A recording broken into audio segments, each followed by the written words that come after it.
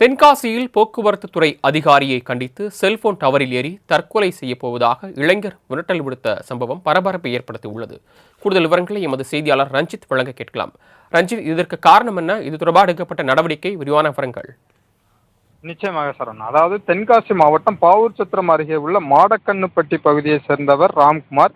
இவர் செங்கோட்டை அரசு போக்குவரத்து கழகத்தில் ஒப்பந்த பணியாளராக பணியாற்றி வந்ததாக கூறப்படும் நிலையில் தற்போது அவர் பணி நீக்கம் செய்யப்பட்டுள்ளதாக கூறப்படுகிறது. இந்த நிலையில் அவரது அசல் ஓட்டுநர் உரிமத்தை அரசு போக்குவரத்து கழகத்தின் மேலாளர் இதுவரை கொடுக்கவில்லை என கூறப்படுகிறது. இது தொடர்பாக மாவட்ட ஆட்சியரிடம் உட்பட பல்வேறு அதிகாரிகளிடம் ராம்குமார் மனு அளித்தும் அவரது அசல் ஓட்டுநர் உரிமத்தை கொடுப்பதற்கான எந்த விதமான நடவடிக்கையும் எடுக்காத நிலையில் மனவேதனை அடைந்த ராம்குமார் தற்போது தென்காசி நகர பகுதியில் உள்ள BSNL டவர் மீது ஏறி தான் தற்கொலை செய்து கொள்ளப் போவதாக மிரட்டல் விடுத்து வருகிறார். மேலும் தனது அசல் ஓட்டுநர் உரிமம் இல்லாததால் தான் எந்த வேலைக்கும் செல்ல முடியவில்லை எனவும் இதனால் தனது வாழ்வாதாரம் பாதிக்கப்பட்டுள்ளதாகவும் கூறி வரும் அவர் தற்போது தொடர் மிரட்டல் விடுத்து வரும் நிலையில் அவரிடம் தீயணைப்புத்துறையினர் மற்றும் போலீசார் தொடர்ந்து பேச்சுவார்த்தையில் ஈடுபட்டு வருகின்றனர்.